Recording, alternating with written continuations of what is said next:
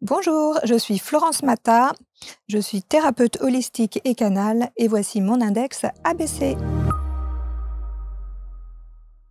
C'est une âme sauveuse qui a toujours eu envie d'aider, d'accompagner, d'enseigner également que nous recevons pour son portrait index. Bonjour Florence. Bonjour Marc. Merci infiniment d'être là. Merci de m'accueillir, je suis très heureuse d'être là. Merci également d'être qui vous êtes aujourd'hui, malgré les épreuves, et on va voir ça, parce que c'est aussi ça l'intérêt de proposer son index, comme on dit. C'est aujourd'hui de voir ce qui a façonné votre parcours et votre vie pour en arriver là où vous êtes aujourd'hui et de quelle manière vous accompagnez les gens. J'ai dit que vous êtes une âme de sauveuse. Vous avez toujours été une âme de sauveuse? C'est ça. En fait, j'étais hyper empathique, petite, donc hypersensible, hyper empathique. Et de cette empathie, j'avais toujours envie de faire plaisir et de sauver les autres. Donc en fait, si je passais dans la rue devant un SDF, ça me donnait envie de pleurer. J'avais envie de lui donner un sandwich, de le prendre par la main. À l'école, à chaque fois qu'il y avait des personnes qui étaient rejetées, j'avais aussi envie de les sauver. En fait, j'ai vraiment cette sensation que c'était important de pouvoir accompagner l'autre en fait dans sa détresse. Ça, c'était quelque chose d'important pour moi et dès le plus jeune âge, c'est vraiment quelque chose qui m'a caractérisée, l'envie de toujours tendre la main à l'autre en fait. Et au-delà de le ressentir, vous l'avez fait? Ah bah oui, je l'ai souvent fait, oui. Et c'était pas toujours bien vu à l'école parce que des fois, je défendais les profs aussi qui se faisaient pas respecter. Déjà à l'époque? Oui, déjà. Et c'était pas très bien vu en fait. Mais je l'ai souvent fait, oui. J'étais toujours très touchée en fait par les personnes en détresse de manière générale. Ouais. Dans votre accompagnement, alors votre cursus, parce que c'est intéressant de voir que la musique a une dimension importante chez vous. Très importante parce que ça a été pour moi vraiment un sas d'expression de ma sensibilité que je n'avais pas par ailleurs. Et dans la musique, en fait, je me sentais à l'aise et je me sentais à ma place. Et alors j'ai eu cette chance-là d'avoir été initiée au piano. Ouais. Et ça m'a vraiment permis, parce qu'on me disait très douée, donc en fait on m'a mis au conservatoire. Et très vite je m'y suis sentie à l'aise. J'ai pu faire des remplacements pour ma prof. Donc ça me valorisait. Et puis je me sentais entendue et comprise dans cette sensibilité. Donc ça a été vraiment un facteur valorisant pour moi et d'expression importante, parce que sinon j'étais assez isolée et j'avais pas vraiment d'autres sas d'expression de cette sensibilité. Donc ça a été vraiment un élément important, la musique, qui m'a toujours accompagnée. Et vous en faites encore? Et toujours, c'est toujours le cas. Ah oui. Et donc en fait très vite, j'ai été contactée par des directeurs d'école en fait à 18 ans pour devenir prof de piano et de solfège et j'ai démarré comme ça en fait. J'ai pris mon autonomie, j'ai trouvé voilà ce premier métier qui est venu à moi en fait presque de l'évidence. Voilà parce que j'étais faite de ça et qu'il y avait aussi ce désir d'accompagner et de transmettre. Et ça me plaisait beaucoup, d'abord parce que j'étais à l'aise avec le monde des enfants. J'aimais beaucoup leur spontanéité, leur innocence, et j'étais à l'aise avec eux et j'aimais cette possibilité de pouvoir transmettre cette sensibilité au travers de la musique. Alors, au-delà de la musique, et aujourd'hui vous te définissez comme une thérapeute holistique et canal, parce que ça c'est important. Vous parlez notamment de votre enfance avec ces fameux rêves lucides, fameux rêves prémonitoires. Ouais. En fait, je me suis toujours rappelée de mes rêves et très tôt, je les notais en fait pour les analyser, pour comprendre quelles étaient mes peurs, quelles étaient mes croyances, quelles étaient mes envies, quelles étaient mes zones de blocage en fait. Et donc je me rappelais vraiment de façon très lucide de mes rêves. Donc j'ai toujours beaucoup travaillé. Je me suis intéressée à la symbolique des rêves. J'ai acheté plein de bouquins là-dessus. Je m'y suis intéressée très tôt en fait, adolescente. Et j'ai toujours fait aussi des rêves lucides de plus en plus, c'est-à-dire que quand je rêve, en fait, je suis capable de transformer le rêve s'il me plaît pas, ou de décider de me réveiller. Ah, vous pouvez donc c'est extraordinaire. Presque le modifier. Je modifie le rêve comme je souhaite. Et alors maintenant, depuis quelque temps, j'utilise aussi les rêves pour avoir des informations de mes mémoires karmiques aussi. C'est-à-dire que je pose l'intention au moment du coucher, en fait, d'avoir des informations sur mes vies karmiques, si je sens que j'ai encore des choses à travailler, sur des choses qui m'ont touchée, voilà, qui sont encore en zone de frein. Et j'ai des réponses, en fait, j'ai des mémoires karmiques qui arrivent. Et parallèlement à ça, en fait, à ces rêves, j'ai eu des sorties de corps aussi. Et en fait, toutes les nuits, je sors de mon corps. Et quand je me réveille le matin, le moment où je décide d'ouvrir les yeux, je sens une douleur dans mon corps qui est liée à la réincorporation de mon corps. Fait de revenir. Ouais, comme si mon corps était trop étroit en fait pour pouvoir le réintégrer. Ces sorties de corps dont vous parlez, ouais. Elles sont volontaires? Alors, pas du tout. En fait, quand j'ai commencé à en faire, c'était adolescente, j'étais très anxieuse de nature. Et donc, je m'étais inscrite à un groupe de relaxation. Et la personne qui dirigeait le groupe de relaxation donc nous faisait faire des visualisations. Donc moi, je partais très très vite en visualisation. J'avais pas encore conscience que c'était des sorties de corps, mais en fait, je sortais déjà de mon corps. Et quand elle nous demandait de revenir dans notre corps, je n'y arrivais pas. C'est-à-dire, je ne savais plus où il était. Et les premières fois, ça m'a fait pleurer. Donc, elle avait pris l'habitude de me toucher. Et en fait, quand elle me touchait, ça me faisait revenir instantanément dans mon corps. Sauf que je pense qu'elle ne savait pas que c'était des sorties de corps parce qu'elle m'en a pas parlé à l'époque. Et mais on avait pris cette habitude-là qu'elle me touche à la fin de la séance et je revenais instantanément dans mon corps. Et par contre, après, j'ai fait un jour une sortie de corps dans ma chambre. Donc, je m'apprêtais à m'endormir, en fait, et j'ai senti, en fait, que je décollais de mon corps et je me suis retrouvée à un moment donné au plafond. Et là, j'ai vu mon corps en fait dans mon lit. Et là, j'ai eu très très peur. En fait, j'ai cru que j'étais morte. Et je me suis demandé ce qui m'arrivait. Je savais que je rêvais pas. J'étais vraiment en pleine conscience. Et là, je me suis dit qu'est-ce qui se passe? Il faut absolument que j'appelle le médecin. Et mon premier réflexe, ça a été d'aller au téléphone et d'essayer de prendre le téléphone, mais je passais au travers le téléphone. Donc là, c'était encore plus flippant. Mais oui, comme un fantôme, en fait. Ouais. Là, je me suis dit, mais mon Dieu, mais je suis morte. J'ai vraiment cru que j'étais morte. Et à un moment donné, j'ai continué, en fait, à monter. Je suis sortie du plafond et je me suis retrouvée dehors. Et là, j'ai eu tellement peur, j'ai crié non. Et en criant non, je suis revenue instantanément dans mon corps. Ça a été immédiat. Ça, c'était les premières fois? Ça, c'était la première fois, en fait, où je l'expérimentais toute seule, en fait. Et après, je me suis rendu compte qu'à chaque fois que je faisais de la méditation ou des séances d'auto-hypnose, en fait, que j'étais en état de conscience modifié, en fait, très vite, je décollais. En fait, très vite, je ne sens plus mon corps et je décolle. Mais je ne suis pas allée chercher volontairement des sorties de corps parce que ça me fait peur. À l'époque? Ça me fait toujours peur. Ah, ça vous fait toujours peur? Ça me fait toujours peur. J'ai pas envie. En fait, moi, dans cette vie-là, je suis là pour incarner mon corps, pour être vraiment incarné dans la matière et pour incarner la spiritualité dans ma matière. C'est fou, parce que la plupart des gens, c'est l'inverse. Je sais, mais en fait, ce qu'on m'a dit, c'est que je l'avais déjà travaillé dans d'autres vies. C'est pour ça que je le fais naturellement, en fait, sans le chercher.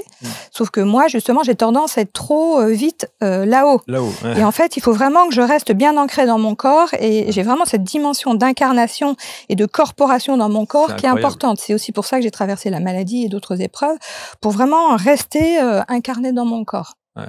Mais je le fais toutes les nuits. Alors, je me demandais si je le faisais totalement ou un peu, parce que moi, je fais des rêves mais extraordinaires, où je voyage, je voyage sans arrêt. Cette nuit, par exemple, vous avez fait quoi comme rêve? Cette nuit, j'ai rêvé de la séance.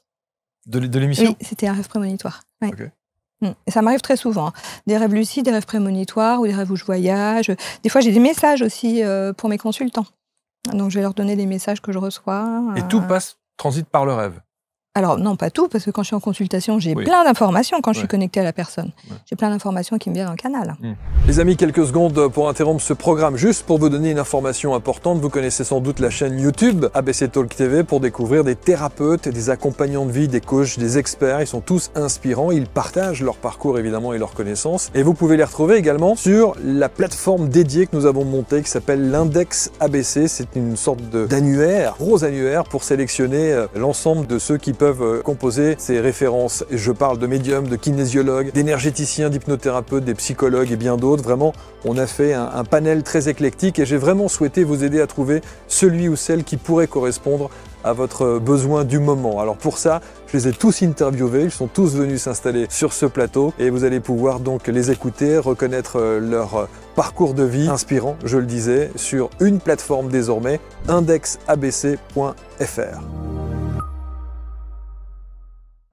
Alors, il y a un petit paradoxe quand même dans tout ça, Florence, c'est que autant vous maîtrisez, enfin vous vous souvenez en tout cas de vos rêves, voire même les maîtriser en essayant de les influencer pour modifier le contenu ou l'environnement du rêve, autant vous ne maîtrisez pas la sortie de corps.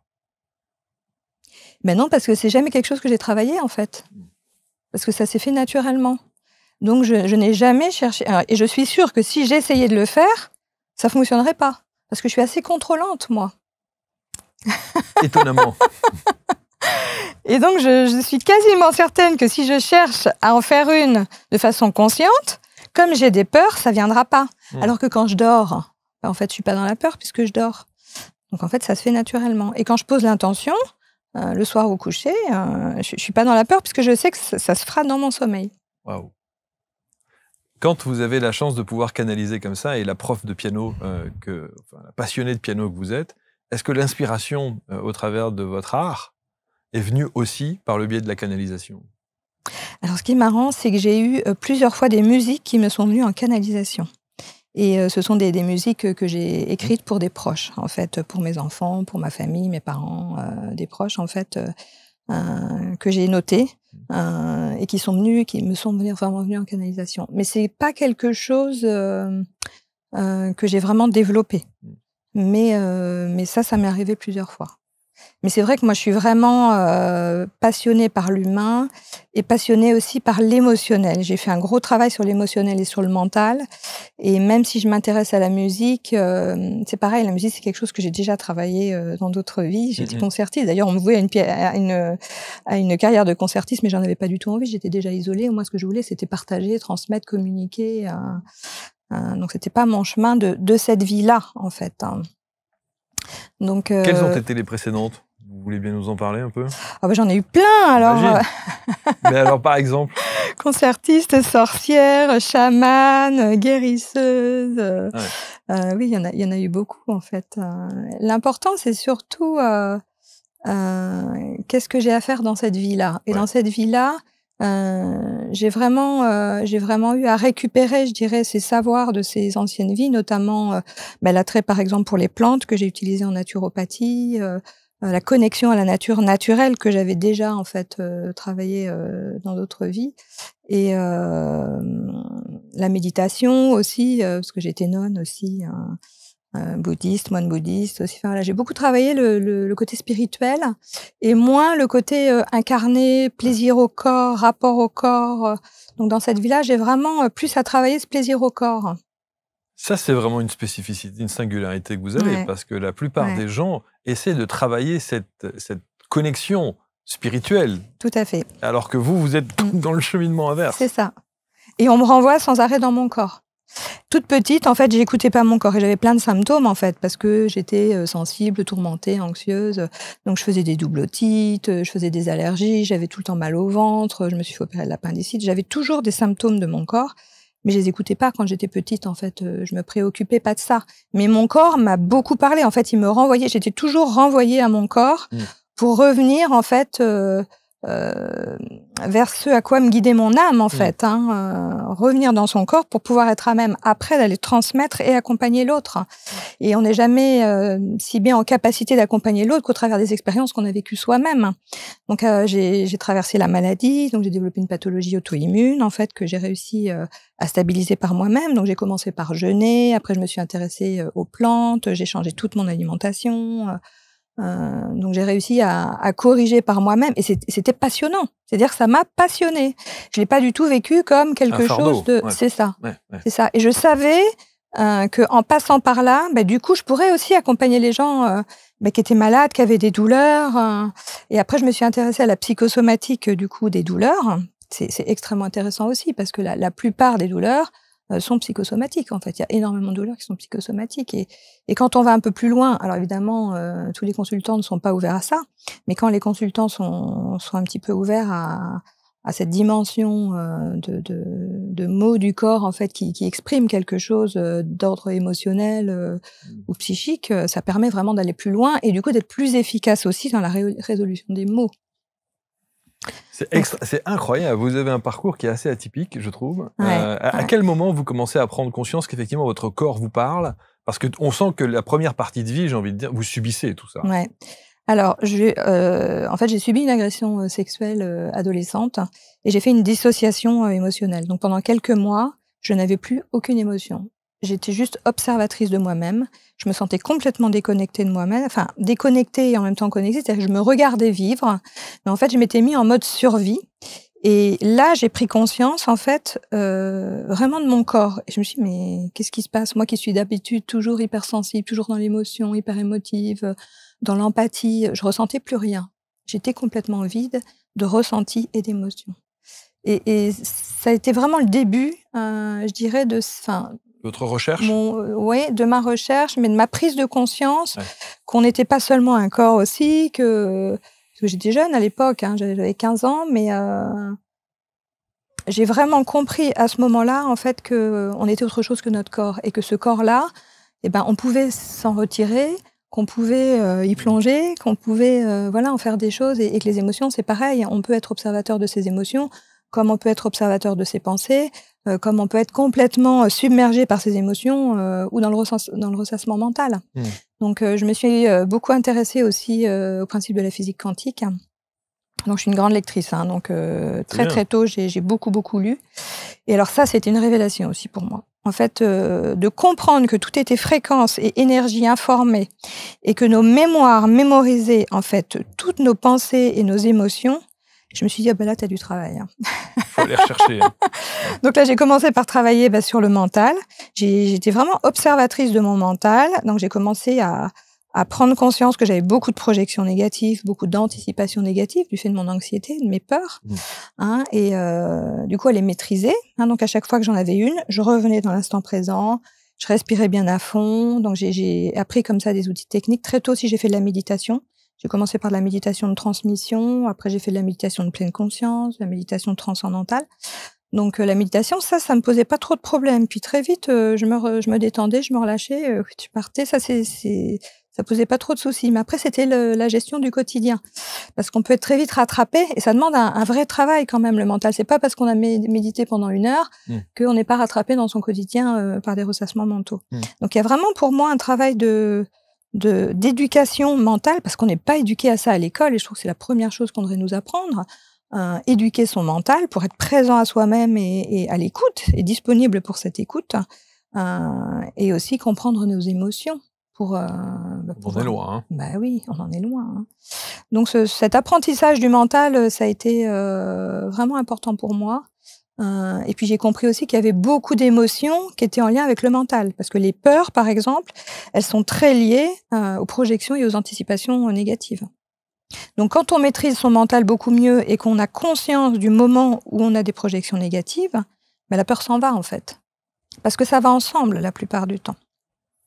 Ce qui est assez incroyable, c'est de se dire que d'abord, vous avez une sorte de maturité très jeune, pour le coup. Ouais, à 15 ans, vous avez cette prise de conscience. Et donc, la nécessité, effectivement, de lire, de faire des recherches, de faire un vrai travail d'introspection sur vous, d'expérimenter des choses.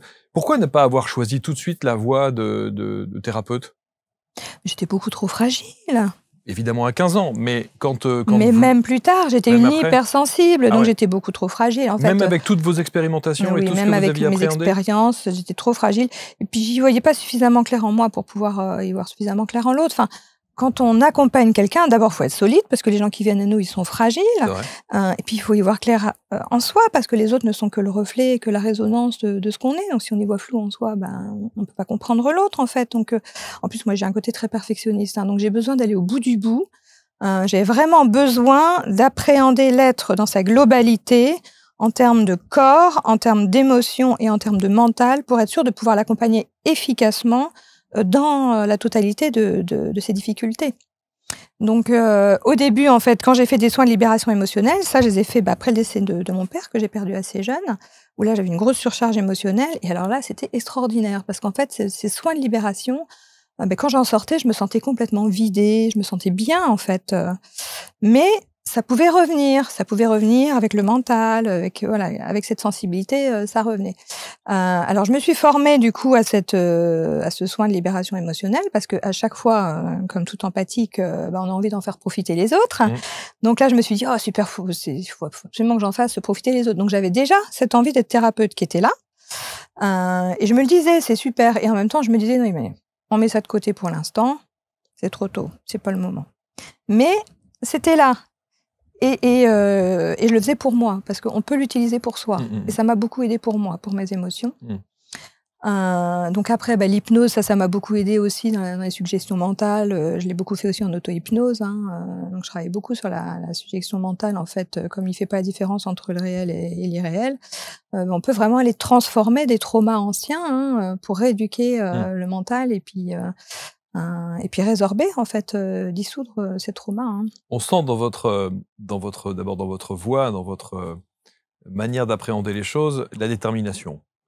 Et Alors, quand il y a la vous avez dit détermination, tout puis il y à a la l'heure, passion aussi. la passion aussi. Ah oui. Et vous avez dit tout à l'heure, moi je vais au fond des choses et j'ai besoin d'aller au fond des choses. Ouais. Ça veut dire que les gens que vous accompagnez, les consultants que vous avez, il faut qu'ils s'attendent à ce que vous alliez vraiment au fond des choses à chaque fois? Alors, pas forcément, c'est-à-dire que je m'adapte. C'est-à-dire que si quelqu'un, il vient pour une douleur au genou, par exemple, et que je lui tends une perche, je dis, vous savez, les genoux, bon, il peut y avoir un besoin de soutien, une difficulté à avancer dans quelque chose de rigide, de l'ordre de l'autorité, donc, voilà. Ça vient chercher plein de choses. Si je vois qu'il n'y a pas de répondant, que la personne n'a pas envie d'aller travailler sur son émotionnel, je vais pas aller plus loin. Donc, je vais juste travailler en soutien physique, avec des plantes, là, en l'occurrence, par exemple, du silicium, du collagène, voilà, des choses comme ça qui peuvent aider. Je vais donner des petits conseils aussi sur sa façon de fonctionner au niveau du mental, des petites choses comme ça, mais je m'adapte vraiment à la personne, en fait. De toute façon, la personne, quand elle vient, elle sait tout ce que je fais. Il y a beaucoup de personnes qui viennent me voir en disant « Écoutez, je sais pas trop pourquoi je viens, donc j'ai ça. » Parce qu'en fait, elles me parlent du coup de leurs soucis physiques, de leurs soucis émotionnels, de leurs ressassements mentaux. Et du coup, en fait, pour beaucoup, on travaille un peu sur tout ça. Ah oui. Ouais. Finalement, il y en a beaucoup qui arrivent en me disant je vous fais confiance, je vois que vous avez voilà, un bagage sur beaucoup de choses et moi j'ai tout ça qui va pas, donc je sais pas trop par quoi il faut commencer. Comme c'est beaucoup le bouche à oreille aussi. Donc ce qui est chouette, c'est qu'ils viennent, ils font confiance, quoi. Donc on va chercher, en fait. Donc moi, après, de toute façon, quand je suis connectée à une personne, j'ai plein d'informations qui viennent. Je capte ces zones de blocage, ces émotions, où est-ce qu'elles sont cristallisées, est-ce qu'elles sont transgénérationnelles. J'ai des flashs qui me viennent quand ce sont des mémoires karmiques aussi. Donc il y a plein de choses qui m'arrivent comme ça très très vite. C'est comme un puzzle, en fait, et qui est à reconstituer. C'est passionnant, en fait. Est-ce que vous diriez, Florence, parce que évidemment, il y a beaucoup de gens dans l'index et beaucoup de thérapeutes, d'accompagnants de vie, de coachs et autres experts qui se sont installés ici. Est-ce que le transgénérationnel, j'ai le sentiment que le transgénérationnel reste quand même j'allais dire, l'angle le plus fréquemment exploité parce que la plupart du temps, ça viendrait de là. C'est tout à fait vrai. C'est vraiment le plus impactant. En fait, il y a énormément de personnes qui ont des émotions qu'elles portent en transgénérationnel de leurs ancêtres. Sans savoir évidemment pourquoi, ni où, ni tout comment. À fait, tout à fait. Et moi, la première, j'avais une tristesse de fond que j'arrivais pas à résoudre et je la portais en transgénérationnel et je la portais aussi en karmique. Je me disais, mais pourtant, j'ai beaucoup travaillé sur mes mémoires de l'enfance et c'est toujours là. Et, voilà. Et petit à petit, au fur et à mesure que mon canal s'ouvrait de plus en plus, que j'avais de plus en plus d'informations, j'ai compris, j'ai capté, j'ai eu ces informations-là et voilà. Bon, j'ai fait aussi une analyse transgénérationnelle parce que j'ai commencé par de la thérapie traditionnelle et puis après j'ai bifurqué sur des choses un peu plus holistiques, mais oui, c'est très vrai, en fait. Le transgénérationnel est très impactant. Ouais, on porte énormément, y compris sur le physique. Et alors, ce qui est incroyable, c'est que même dans les croyances aussi psychiques, il y a aussi des croyances collectives. Il y a des croyances familiales. Il y en a qui sont persuadés, par exemple, qu'ils vont avoir un cancer parce que leur père, leur grand-père a eu un cancer. Enfin, il y a vraiment des répétitions en fait mémorielles qu'on retrouve en transgénérationnel. D'où la libération des mémoires cellulaires. Qui est très important. Pour moi, c'est vraiment extrêmement important. En fait, la libération émotionnelle, si on veut arriver à une sérénité, une paix intérieure, ça passe par la libération des émotions. Pour moi, c'est essentiel. Et ça passe, en fait, même la résorption des douleurs physiques, elle passe aussi par l'émotionnel. Ouais. On est beaucoup plus efficace quand on va aller chercher la cause, en fait, des mots du corps. Qu'est-ce qu'il exprime, le corps? Le corps nous parle, il faut l'écouter. Qu'est-ce qu'on l'a entendu, cette phrase? Ah oui. Le corps nous parle. Mais on l'écoute tellement pas. Oui, c'est vrai, c'est vrai. Il nous envoie plein de signaux. Alors moi, maintenant, je suis très, très attentive aux signaux de mon corps. Hein. Qu'est-ce qu'il vous dit, par exemple? Mais par exemple, je vous donne un exemple qui me vient. Le premier jour où on a été confinés, j'étais très en colère. Je ne suis pas souvent en colère. Mais cette colère, elle a donné envie à mon corps de jeûner. Ça s'est imposé à moi. Tout de suite, c'était immédiat, il fallait que je jeûne. Alors, c'était pas mon premier jeûne. Le premier jeûne, je l'ai fait quand j'arrivais plus à m'alimenter, quand j'ai eu cette pathologie auto-immune qui s'est développée. Mais ça s'est imposé à moi. Chaque fois que j'ai jeûné, de toute façon, ça s'est imposé à moi. C'est pas moi qui l'ai décidé, ça s'est imposé à moi. Ça s'impose toujours à moi. Vous le ressentiez intrinsèquement? Toujours. Donc, je n'ai jamais préparé un jeûne. Parce qu'on dit toujours, faut préparer un jeûne. Ah, moi, je n'ai jamais préparé mon jeûne. Jamais. Ça s'est toujours imposé à moi. Ça s'est imposé à moi et je sais jamais combien de temps je vais jeûner. Et donc, j'ai jeûné. 2 jours après, la colère était partie. Parce qu'en fait, il faut savoir que quand on jeûne, on monte énormément en vibration. On monte beaucoup en fréquence. Et forcément, la colère, elle vibre bas, elle est basse en fréquence. Donc, quand on monte en fréquence en jeûnant, la colère disparaît. On n'est plus en résonance, en fait, avec la fréquence de la colère. Vous accompagnez sur le jeûne parce que j'ai le sentiment qu'il faut être accompagné. Ah oui, il faut accompagner ça, sur le jeûne. Tout à fait. J'ai beaucoup de personnes qui jeûnent et qui en trouvent vraiment des bienfaits. Après, voilà, il y en a qui sont incapables de jeûner, il y en a qui vont arriver à sauter, par exemple, juste un petit déj, qui vont faire juste un jeûne partiel de 16 heures, c'est déjà super, ou le dîner, enfin, chacun fait comme il sent. Il faut, encore une fois, écouter son corps. Il faut écouter son corps. Quand vous dites ce genre de phrase, j'ai une pensée sur... Je fais partie d'une génération, nous faisons partie de cette génération où on nous a rabâché l'inverse, quoi. C'est-à-dire au niveau du petit-déj, au niveau... Par exemple. Ah oui. Ouais. Le nombre de fois où on a entendu ça, ne pars pas le ventre vide le matin. Mes enfants n'ont jamais pris de petit-déj, hein. Jamais. Ils n'avaient jamais faim le matin. Je les ai jamais forcés. Jamais. Moi, il y a des matins, j'ai pas faim. Il y a des matins, je vais avoir faim. Je vais prendre un fruit. Je vais prendre des amandes. Enfin, j'écoute mon corps. Il faut écouter son corps. Mais c'est vrai qu'on est hyper formaté, hein, parce qu'on est formaté à manger à telle heure. Du coup, on n'écoute pas quand est-ce qu'on a faim. C'est comme ça aussi qu'on arrive à l'obésité. Parce que les gens n'arrivent plus à écouter leur corps. Ils ne savent plus quand est-ce qu'ils ont faim. Ils confondent l'envie et la faim. Ça veut dire que écouter son corps est la base de votre accompagnement ? Ah oui, c'est hyper important. Alors, c'est pas forcément la base de mon accompagnement, parce qu'il y a des gens qui viennent me voir que pour l'émotionnel, par exemple. Donc là, on va vraiment travailler sur des mémoires. J'ai par exemple des médiums. J'en ai de plus en plus des médiums et thérapeutes ou thérapeutes en devenir, en fait. Et eux, ils veulent travailler beaucoup sur le karmique.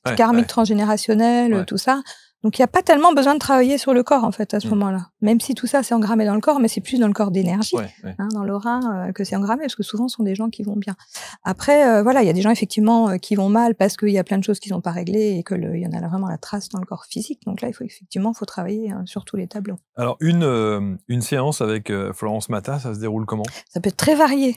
Parce que ça dépend de la demande de la personne, en fait. Bien sûr. Encore une fois, si une personne vient me voir, qu'elle veut faire un bilan en biorésonance juste pour savoir dans la globalité de son corps physique comment elle est, si elle a des carences, etc., ça va être une séance de naturopathie pure et dure, voilà, avec peut-être quelques petits conseils un peu plus avisés, voilà, dans la dimension émotionnelle. Mais même là, vous vous connectez ? Ah, mais je suis tout le temps connectée, en fait. À la personne ? Ouais.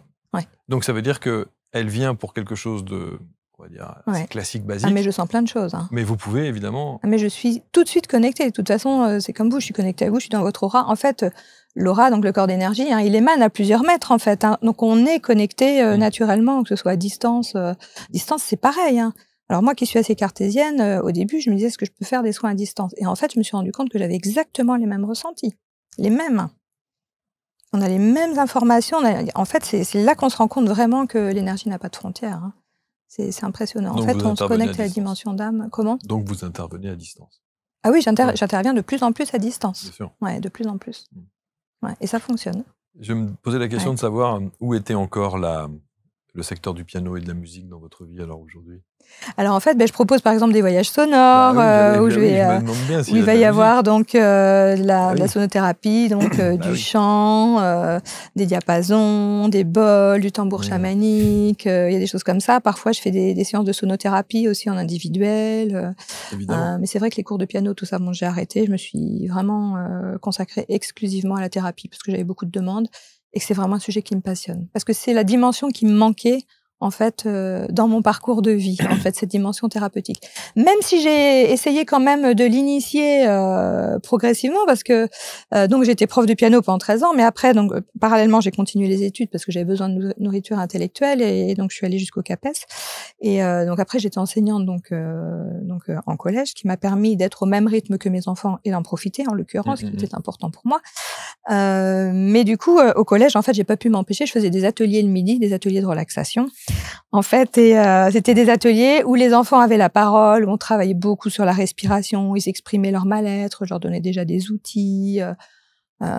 Pour moi, c'était hyper important. En fait. Et c'est ça qui me faisait vibrer, en fait. Et bravo en même temps à votre direction, pour le coup, qui Tout à fait. acceptait ça. Tout à fait.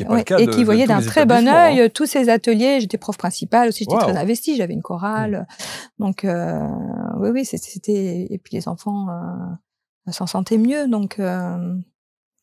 C'est là où vous avez pu mesurer l'efficacité de cet accompagnement tout à fait. dans les établissements scolaires. C'est quand même incroyable qu'on ne le généralise pas, quoi. Ouais, c'est dommage. Hein. C'est vraiment dommage. Les C'est la enfants en ont base. tellement besoin. Ils se sentent pas écoutés, pas compris. On prend pas suffisamment de temps Je suis pour eux. d'accord, Hein. je suis d'accord. C'est compliqué. Dans l'index, moi j'aime poser la question souvent aux accompagnants de vie et autres coachs thérapeutes qui s'installent ici, de nous raconter un avant-après. Est-ce qu'il y a une histoire qui vous a profondément marqué? J'imagine qu'il y en a beaucoup. Il y en a beaucoup. Mais une alors, je pense vraiment que qui vous a marqué. Au moins deux, peut-être. Alors, déjà une où c'était dans les débuts, un monsieur qui avait une sclérose en plaques. Et donc, on a commencé par de la biorésonance. Et pendant qu'il avait ses séances de biorésonance, on discutait. Donc, il me parlait un peu de son histoire, de ses parents. Progressivement, on est allé sur l'émotionnel. J'ai compris comment il fonctionnait aussi mentalement. Ceux qui ont une sclérose en plaques sont souvent assez rigides. Ils sont très durs avec eux-mêmes. Il y a une forme de rigidité. Ils s'obligent à beaucoup de choses. Donc, il y a souvent le système éducatif aussi qui est très présent. Et donc, progressivement, on a bifurqué en fait sur des soins de libération émotionnelle. Donc, c'est un monsieur, au début, quand il est arrivé, il venait en canne et c'est un monsieur qui adorait le basket avant. Et ben, au fil des séances, parce qu'après, on a bifurqué donc sur l'émotionnel, au fil des séances, il se sentait de mieux en mieux. Alors, on a beaucoup travaillé aussi sur l'alimentation. On a vraiment travaillé sur le tout, en fait, hein, sur l'alimentation, sur le corps, sur la rééducation mentale pour assouplir tout ça, et beaucoup sur l'émotionnel. Et ben, au bout d'un moment, il est venu sans canne et au bout de quelques mois, il a pu refaire du basket. Alors ça, pour moi, mais moi, j'en ai pleuré quand il me l'a dit, en fait. C'était incroyable, en fait. C'était juste incroyable pour moi. Et c'est là qu'on se dit, mais en fait, tout est possible. Tout est possible. Alors, on précise toujours qu'évidemment, on ne se substitue pas à un avis médical ou un accompagnement médical type, évidemment. Bien sûr que non. Ouais. C'est complémentaire. Tout à fait, tout à fait. Et l'autre histoire? Et alors, une autre qui m'a énormément marquée, alors c'était un monsieur qui était terrifié, qui était dans la peur constante parce qu'il était possédé. Et alors ça, c'est le seul cas que j'ai eu comme ça. En tout cas, il pensait l'être. Ah non, mais il était vraiment. Réellement. Ah non, mais il était vraiment. Donc il m'a appelé en me disant, écoutez, je suis possédée, j'ai un gros problème. Quand je suis en crise, en fait, je parle un dialecte que je connais pas, je fais n'importe quoi. Personne veut m'aider. Je suis arrivée jusqu'à vous. Est-ce que vous accepteriez de m'aider? Et alors là, je sais pas pourquoi, j'ai pas eu peur du tout. Et je me suis dit, si l'univers me l'amène, c'est que je peux probablement l'aider. Et donc, il est venu à moi. Et effectivement, c'était impressionnant, hein, parce que pendant les séances, donc quand je travaillais sur lui, alors lui, il venait à mon cabinet. Et quand je travaillais sur lui, donc je posais mes mains sur son corps. Et en fait, donc moi, j'envoyais de l'amour. Hein, j'envoie toujours beaucoup d'amour. Quand je me connecte à la personne, en fait, hein, je suis connectée à mes guides, à des êtres de lumière, maîtres ascensionnés, etc. Et donc, on va aller transmuter l'énergie. On envoie beaucoup d'amour, en fait, dans tout ce qu'il y a à évacuer. Et au travers de cet amour que j'envoyais, en fait, c'est comme si je sentais que ça brûlait l'énergie. Et à chaque fois que je commençais à travailler sur lui, il partait en crise, en fait. Donc, il se mettait à dire n'importe quoi, il se tortillait, il se levait. Dans mon cabinet, il y avait une forme de violence. Ça aurait pu être hyper paniquant. Ouais. Et là, je me suis dit, à aucun moment, j'ai eu peur, en fait. Et là, je me suis dit, t'es solide. Mais c'est quoi? C'est une sorte d'exorcisme? Et alors, on peut appeler ça comme une forme d'exorcisme parce qu'en fait, au bout de 4-5 séances, je sais plus si c'est la 4e ou la 5e, en fait, j'ai senti qu'à chaque séance, sa vibration augmentait, c'est-à-dire qu'il était dans une fréquence de plus en plus haute au fur et à mesure qu'on libérait ses mémoires de peur et qu'on le faisait monter en fréquence. Et petit à petit, du coup, l'entité perdait du terrain, en fait. Et il y a eu une séance où l'entité a lâché, elle est partie. Et je l'ai senti, et il l'a senti.